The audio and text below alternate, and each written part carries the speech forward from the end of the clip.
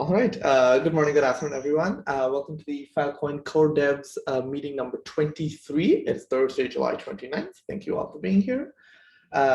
We've got a fairly regular agenda today, updates from all of the teams, a couple of introductions to make, and at least one point of discussion in terms of what should we do, what's the next way we're going to be improving the Filecoin protocol. But we'll get to that in good time. For now, let's get started with updates. Let's see who wants to go first. Maybe Fuhan, do you want to go? Sure. Thank you, Yush. Good day, everyone. So for the Fuhon, we had achieved a couple of interesting, let's say it this way, milestones. So yesterday we've been able to finish with all the fixes needed to be done to the API and market clients in order for them Lotus Miner to be interoperable with Fuhon node on InteropNet. So currently it's been able to do deals, storage deal and retrieval deals, and but there is a problem, another problem related to libp2p.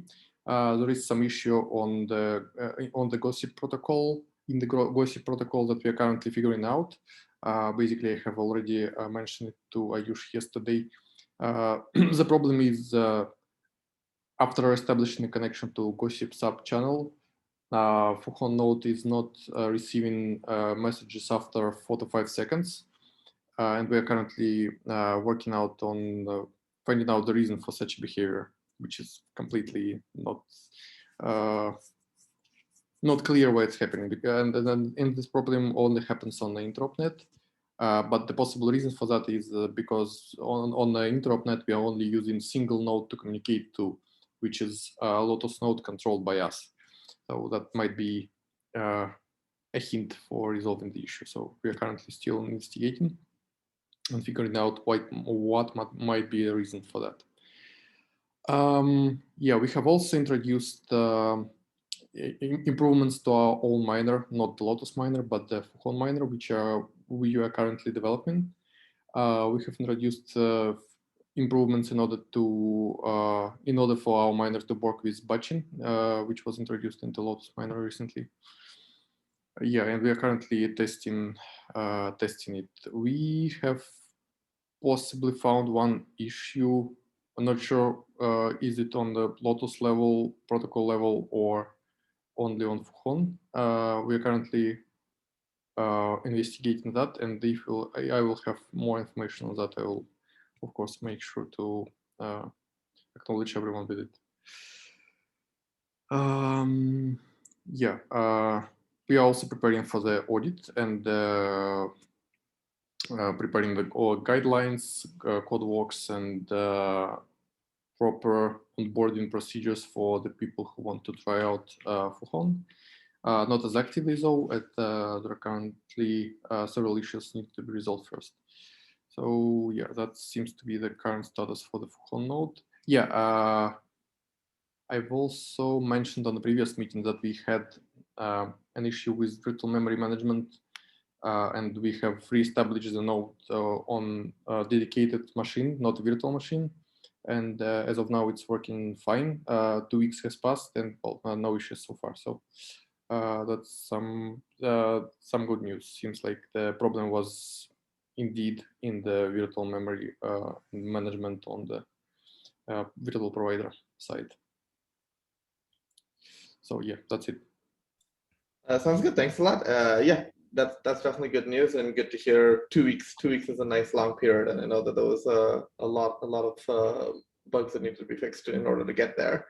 Yeah, regarding the connection issues between Lotus and Fuhon on InteropNet, yeah, that's definitely weird.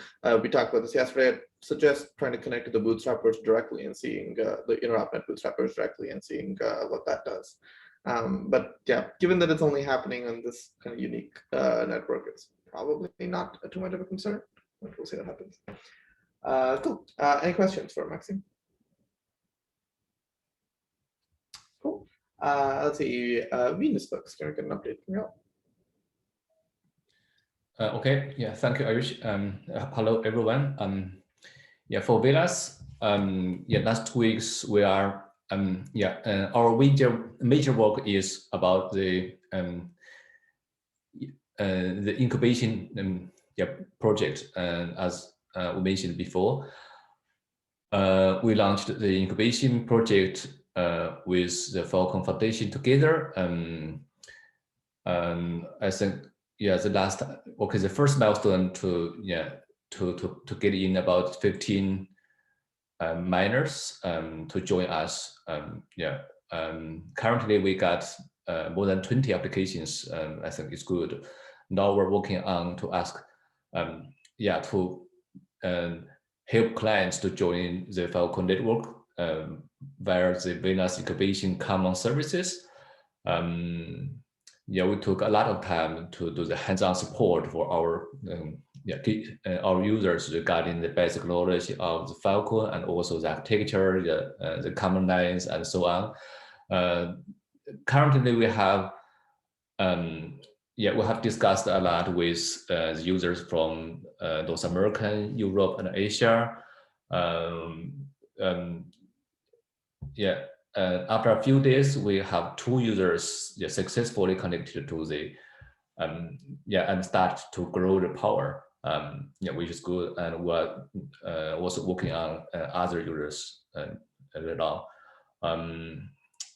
Besides working on this, we're also working on the end user document, because we found that many users still have some difficulty to really install the system, including about the seller and the worker and how to connect to the common service.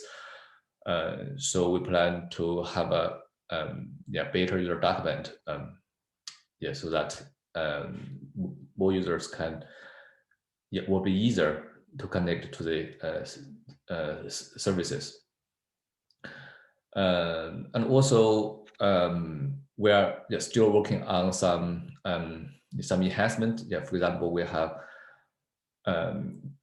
for the Venus Messenger, we have the access limitation to prevent the DOS attack, because which is on the cloud, and what's more, fix some bugs actually. For example, for the Venus wallet, and now we found a bug about the F3 address validation, and now it is fixed.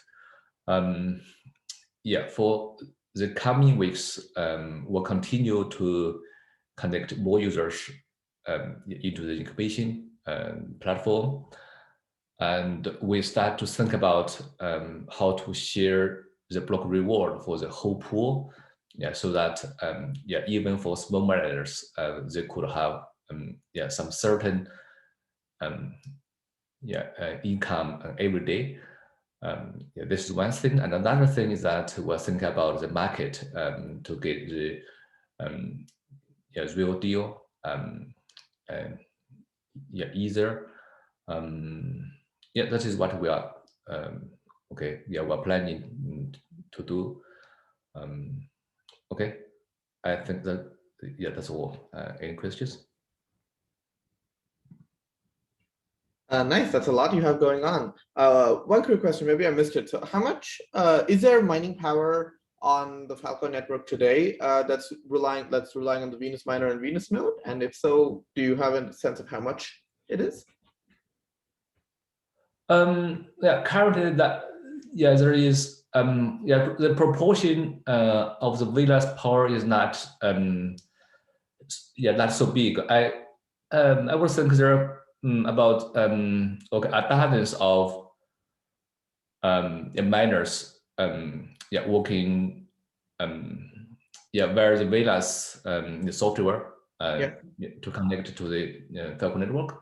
Perhaps I would think that there will be at least 100 terabytes power growth. Not too much. Really, we need to do more work on this. I mean, 100 petabytes is a lot. It's a lot in regular terms. It's just small for the Filecoin network, but that's good. Any other questions for Stephen? All right, cool. Forest folks, what have y'all been up to? Oh, hey guys. We have quite a bit of progress since the last time. As far as the audits are concerned, and most of the FORs are complete. Just a few, 3 are remaining. One of our team members is on vacation at the moment, including Eric. So once they come back, I think we should be able to complete them. I believe for some of the FORs for the audit, Eric is in touch with the security team and Dudley from the Filecoin Foundation, right? And I think they need to be sorted out together as far as I'm understanding. Yeah, apart from the FORs, we had some very good engagement with the Rust community, and I think Hunter will be able to talk more about that, and he will also give some more updates on it. Hunter? Yeah, so on the Rust community end, yeah, we've been, doing some engagement on that. We put out like a little like help wanted section on the This Week in Rust newsletter, and some people from the community have been kind of jumping in and working on kind of improving their blockchain shops in addition to contributing to just little lingering issues nice to haves that we've been sitting around in our backlog for a while, so that's been really fun. Also, we in Slack, there's also been a few asks from the Rust community and people building Filecoin clients, I guess.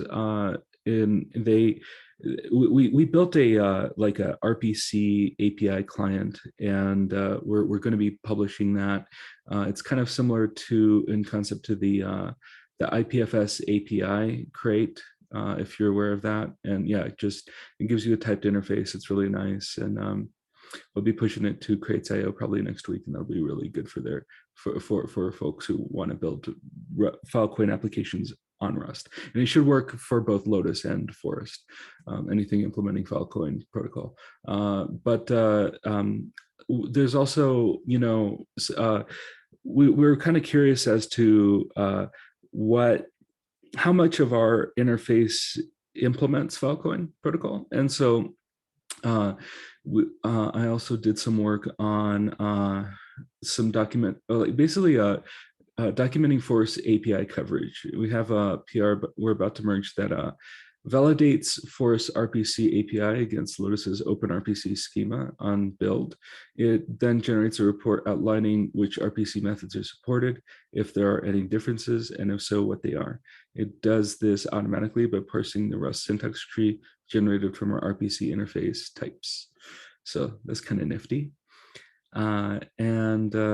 Yeah, so finally, we're not yet back on mainnet. There's some lingering consensus issues that we're expecting movement on next week once Eric's back. We're also reviewing our strategy around how we handle network upgrades, such as having an instance for development on calibration and interrupt.net, because we'd certainly like to get better at handling network upgrades. Cool, very cool. There's a lot there. Yeah, that tool that's kind of definitely sounds nifty. That's kind of scraping API endpoints and trying to find dissimilarities. A while ago in this meeting, we talked about trying to standardize those endpoints across the implementations, and so that'll definitely be useful if we do want to push in that direction. And a quick question for the two of you, but maybe also for like Zengrand here. I know that some of the outcomes of your audits were issues that were kind of more the actors code and therefore the Filecoin protocol itself. What's the status of that? Are we actively working on any of them, or where's that being tracked? Do you know which are the FORs? Because I think that's a question that maybe Eric will be able to answer that much better. Like, as far as I know from the board here, maybe if I say the names, the ones that there's an inconsistent beacon entry validation across forks and inconsistent deserialization of randomness and denial of service via panic in block validation. So these are the ones that are pending on our side, and we should be able to close it in the next coming weeks. The ones that we guys are working with you are the potential re-entrancy in the multisig actor, then no validation of genesis and initial DRAD beacons, and panic for non-marshalling string data types. So these are the ones I think we're working with you on. Does that make sense? Or yes, that's good. Okay. Yeah, that sounds as expected. Thanks, Lee. Okay, cool. Thank you very much. Cool. One other question. So as part of Hyperdrive, we from Lotus Spectators were able to get test vector generation off the ground. And I know a big goal of that was to allow the Forest team to use this as part of your strategy for minimizing consensus differences and bugs around upgrades. I'm wondering, have you guys included this in part of your upgrade planning strategy, or have you integrated test vector running? Not yet. However, that is a very good point. That should definitely help us out moving forward. I have a question. Do we have an idea of when our next fork will be, or our next network upgrade? Because the reason I ask is because it would be really cool if we could just kind of use that as an opportunity to do some knowledge sharing on our end, so that we can, get better at that. A short answer, no, but let's talk about that once we're done updates, because I think that's a natural question for kind of this group to be talking about. So let's put a pin in that for now. Cool. Real quick for Lotus updates, Jennifer couldn't be here, so she gave me a little blurb for me to read out. So we shipped Lotus 1.11.0. This was a whole lot of dev work kind of since late March, early April, I think, that had just been like waiting in the testing pipeline, because we were testing out these network upgrades and then testing out the Hyperdrive upgrade as well. So all of that finally got tested post Hyperdrive. Some bugs were caught, and that's been shipped, and we encourage folks to check it out. Honestly, too much to mention in 1.11.0 itself. We also just began the 1.11.1 testing pipeline. So I think RC, so the release candidate has been cut. The exciting things in 1.11.1 are split store, which we've talked about in this group before, which is basically having a separate hot and cold store, and eventually leading to online garbage collection, so that people that only want to be maintaining state for, I don't know, 1 week can just do that seamlessly. Right now, it's an entirely manual process, which is obviously painful. The other big one in it is the new minor runtime architecture, which kind of making, we've talked about that in this group as well. So we're hoping that that'll lead to better deal stability and just generally more storage providers accepting deals on the Filecoin network. All of this is kind of moving towards an ecosystem milestone, which is HackFS, which we're going to be participating in. So we kind of wanted to get a lot of this work ready for then. HackFS starts soon, and maybe has already started. So that's kind of what this sprint was towards. And so we're very excited to see what people build in HackFS and what feedback we get, that kind of thing. I think that's about it from the Lotus side of things. Let's get to updates from the foundation. Maybe the first one we'll do is to introduce Caitlin Beagle to the rest of the group. Caitlin has joined the foundation as a TPM to be helping out with protocol governance and how we're doing a lot of these things. She has an absolutely fantastic background for it. So I'll let you introduce yourself, Caitlin.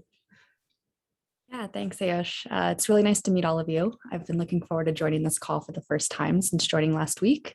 I'm actually coming to the foundation from the Technical University of Munich, where I actually was on more of the governance side, working on emerging technologies and innovation governance, and I'm now going to be putting that into practice here. So hopefully some bigger visions coming down the pipeline, but immediately we're going to be focused on actually getting our FIPS process, discussions, sort of corralling all of the different ideas and input points that we currently have on Slack and Twitter and everywhere else into sort of a more organized format, so it's easier to engage with issue areas, but also longer term ideas as well. You're welcome to reach out to me on Slack if ever you need it, and I'm looking forward to getting to know you all. Fantastic. Welcome, Caitlin. Thank you very much for joining us. I think you've already been added to the Phil Implementers channel, which is generally where this group of people coordinate. Feel free to say hello, and looking forward to working with you. Yeah. Dudley, was there an update that you wanted to share from the security side of things at the foundation? Not particularly. I want to say that this is a general thing. The bug bounty program is now up to date and we are handling it. When implementers feel that they're, when they've passed audits and when they're at their 1.0 or whatever they want to say, you can indeed join us. So ping me if you're already ready for that. Otherwise, I'll be reaching out. Thanks. Excellent, thank you. Cool. Any questions about updates or anything else kind of related to what we talked about before we jump into other points?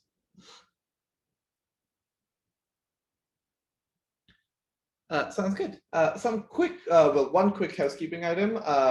So the folks from Fuhan reported, I think, 2 meetings ago, that Lotus's the gas pricing on InteropNet was borked because Lotus was doing it incorrectly and the network was kicked off using InteropNet.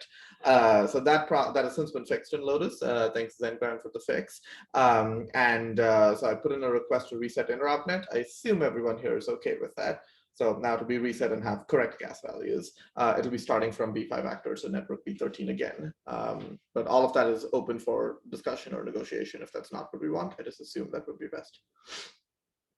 Any objections? Cool, sounds good. Yeah, so I've let Infra know of the request. I'm sure they'll get to it whenever they do. It's not the highest priority item.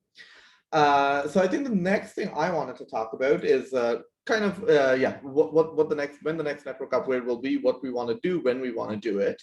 Kind of for the first time since mainnet, we don't have anything immediately coming down the pipeline, which is nice. And I think it's especially good for right now, for the implementers here to maybe take a little bit of time, so to like flesh out the implementations themselves, get ready to productionize without the imminent network upgrade coming down. So so the next network upgrade is open for discussion. Right now, we don't have anything critical that we're looking to fix, and there's no super cool idea that's like ready to ship, kind of the way we had with Hyperdrive, where we really wanted to get Snark back out there for the network. So I think we'll probably, and this is entirely open for discussion, but I'm thinking we'll have one more upgrade in this year, probably in Q3 is Q4 is my guess. But yeah, we'll see how work shapes up for that. Is there anything that people have thoughts about that? Anything that people are imminently looking to get in, or do we want to wait longer? Any opinions?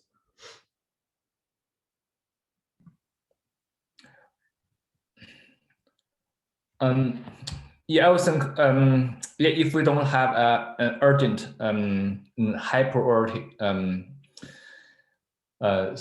work in pipeline, we may need a plan for a half year. For example, I know we are discussing something about the smart contract in Filecoin.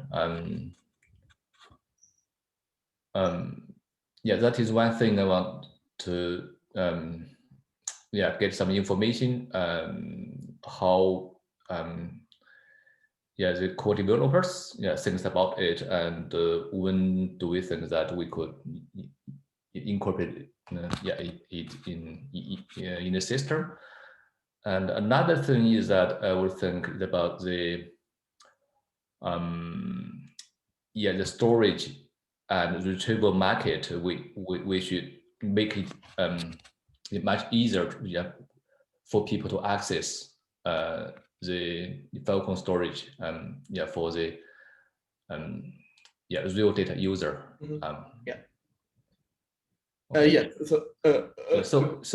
Actually, I'm thinking about a half-year plan. We may think about the direction, and then we could nail down, maybe not in this meeting, but in a few meetings.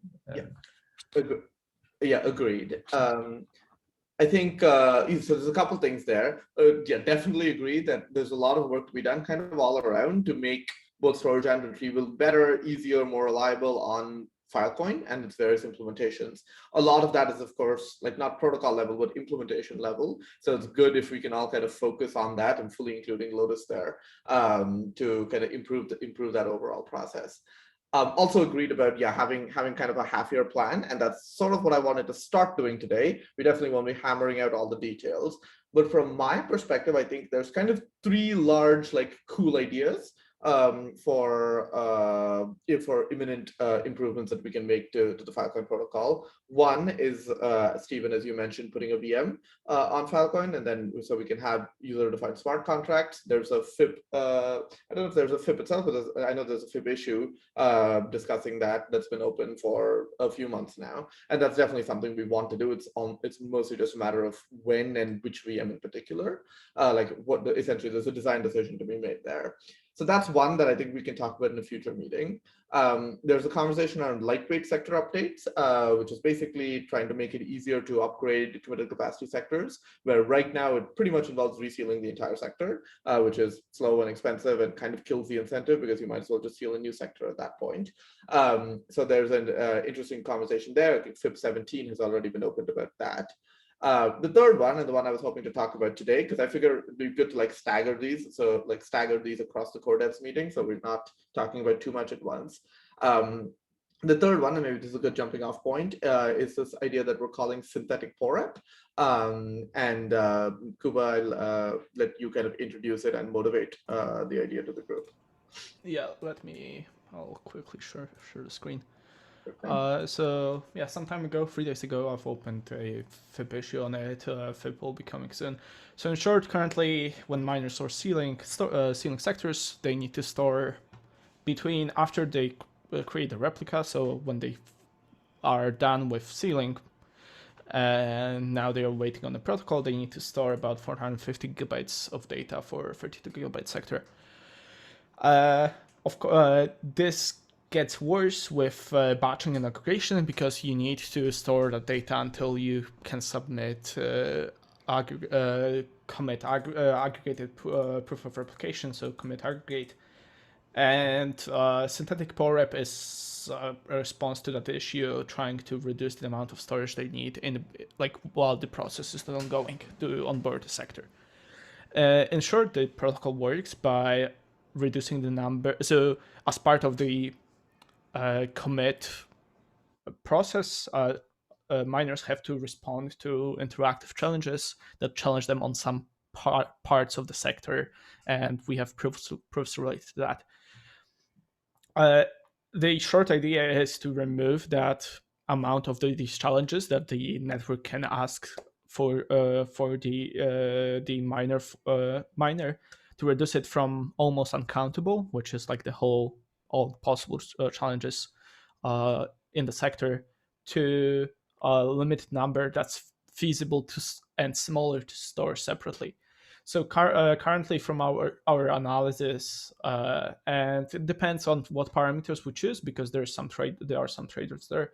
From security analysis, we could reduce amount of storage the miner needs between sealing and committing on chain from 450 gigabytes to so 450 gigabytes is the whole sector and the cache/layers data, to about 26 gigabytes plus whatever they will store after. So it will be roughly 60 gigabytes for 32 gigabyte sectors, which is amazing reduction, especially that miners frequently would have to move the 450 gigabyte amount of data between server and server, which is also expensive in its own. And this can be performed right after computing the replica. So right after those 450 gigabytes of data get created, and then we can compute the synthetic challenges and remove the layers data from the replica, where the layers data is the bulk of the 450 gigabytes. So one, it increases the it will increase the uptake of aggregation for onboarding sectors, because it's cheaper for miners to wait for the sector for more sector to aggregate, because they are not storing 400 gigabytes of data. And secondly, it reduces the marginal cost of onboarding storage, especially for small miners for whom the amount of fast storage to compute the replica is very limited and it's expensive. So this allows them to and it enables them to use again aggregation more efficiently. So like roughly, this is also graphed by Nicola.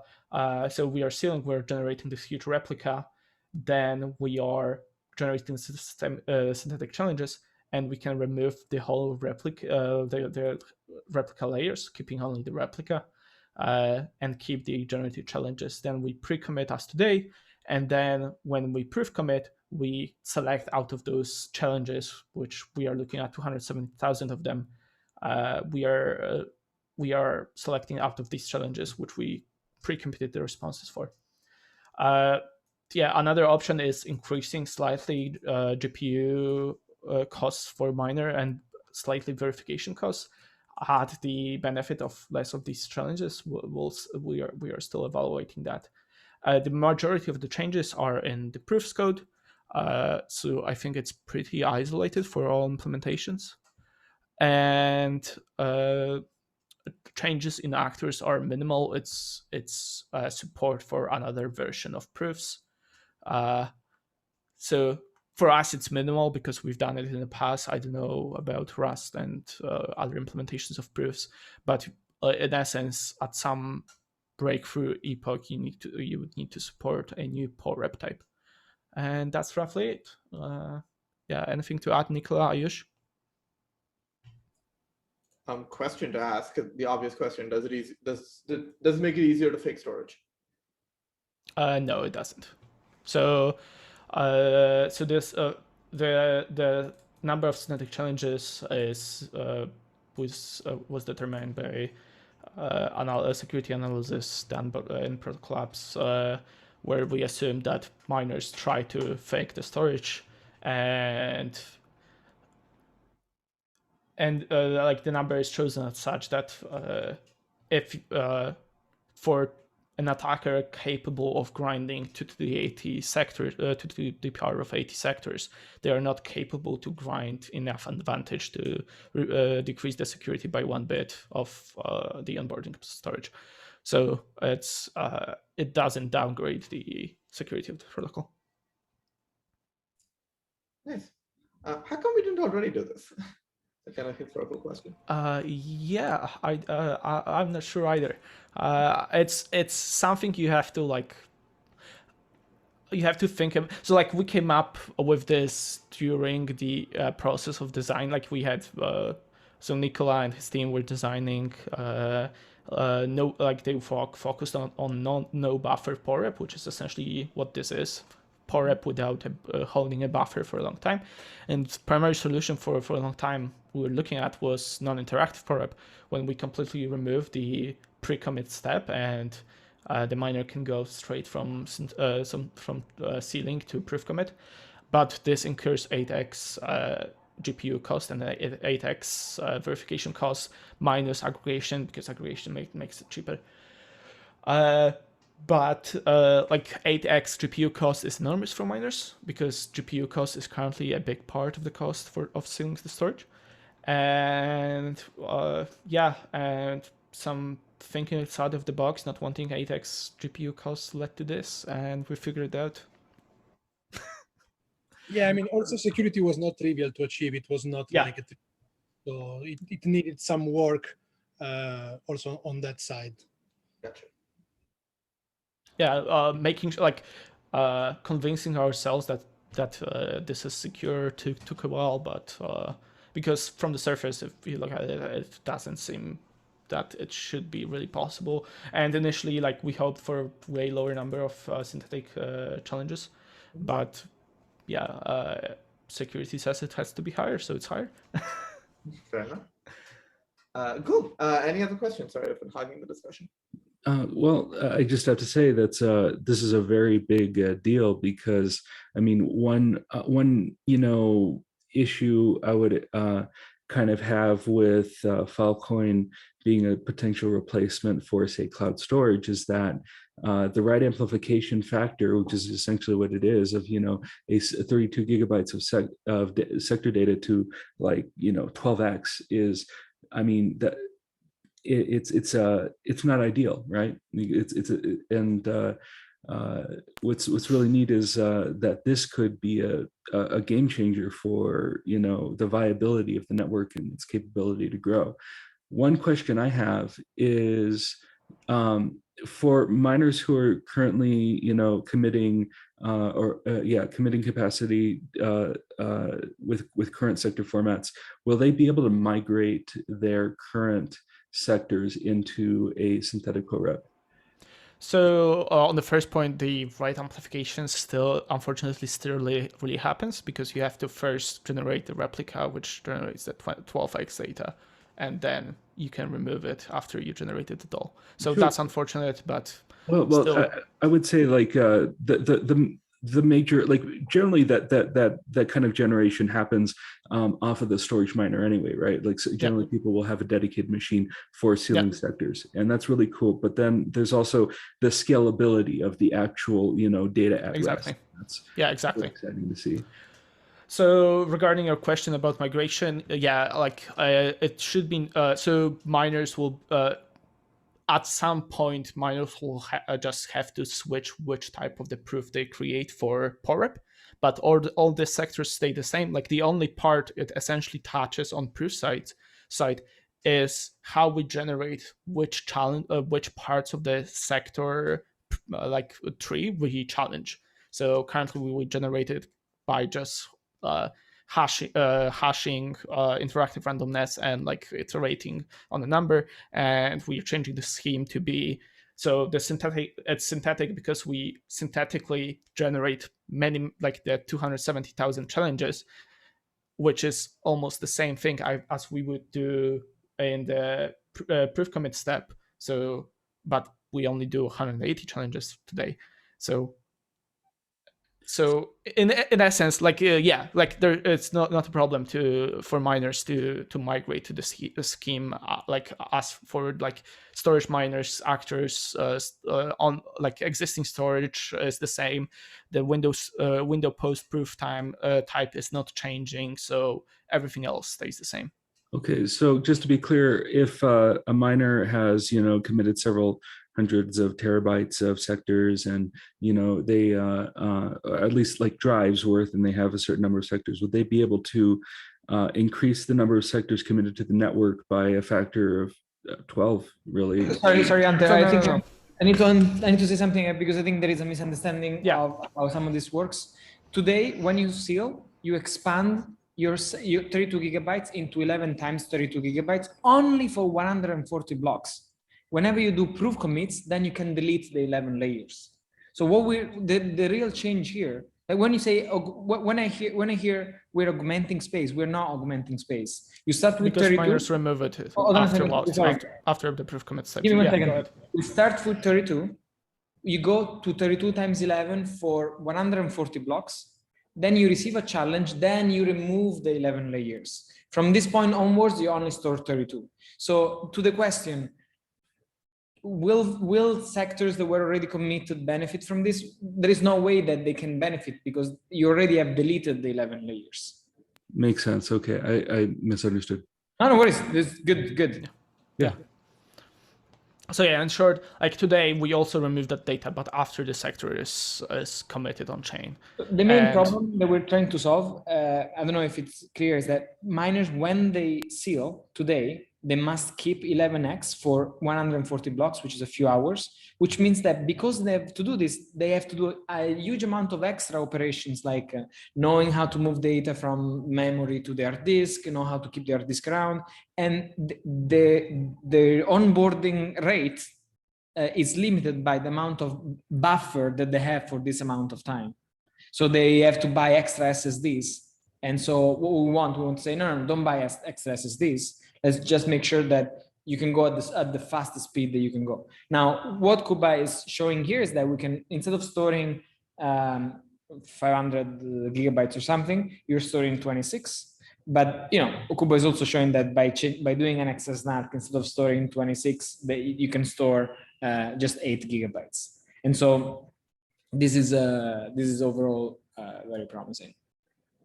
Yep, and so just to be super clear, so with synthetic core-up, you'll still have your 11x blow up, get all of that, but you can immediately drop most of it because you without having to wait 140 blocks or 140 blocks, right? Or how so like the primary reason this came up is the adoption of aggregation by miners, right?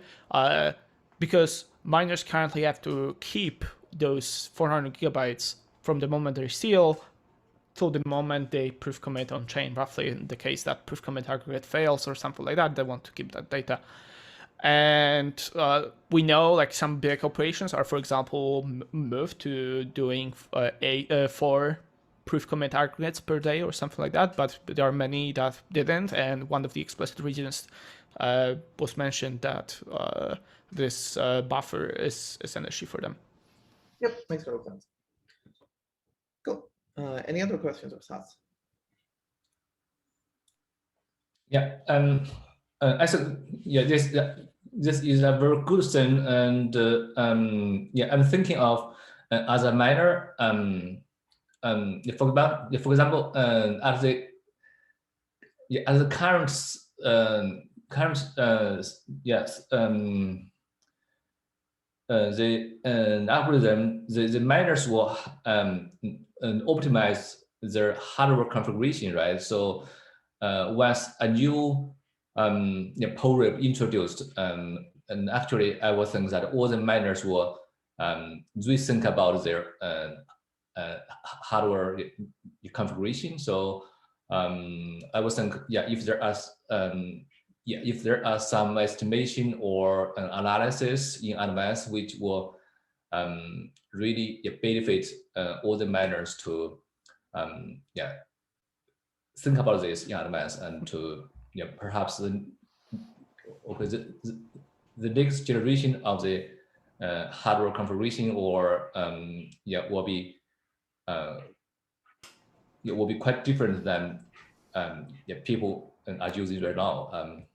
This is just a reminder about this, which is good, I would think.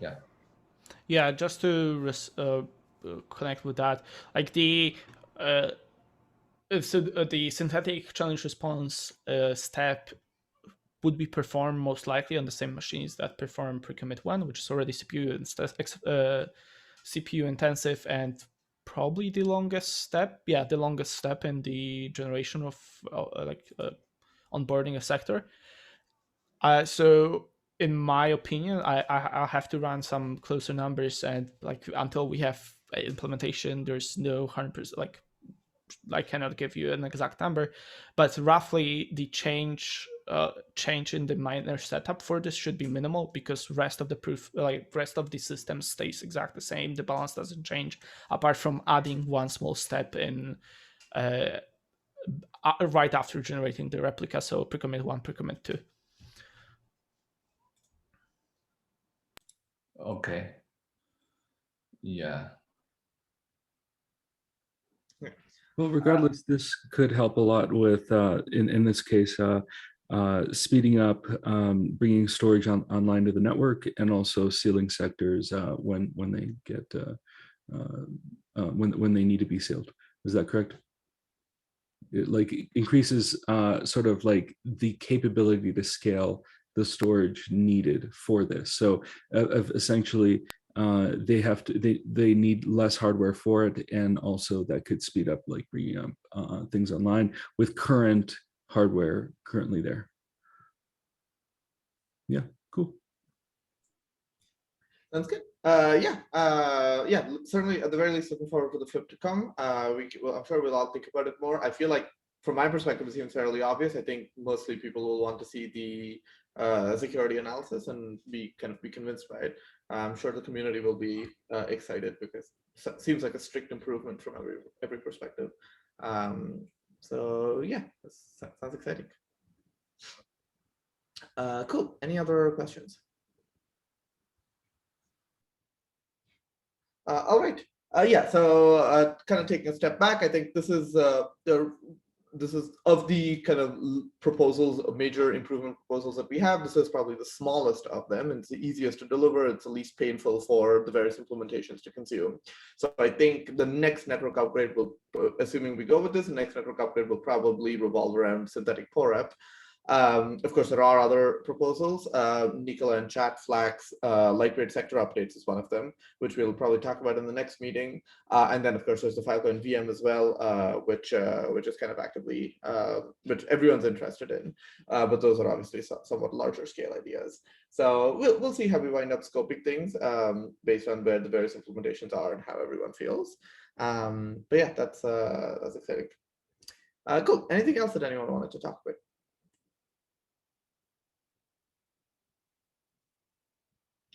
Sounds good. Let's wrap up here then. Thanks, everyone. Bye. Bye. Thanks. Sounds bad.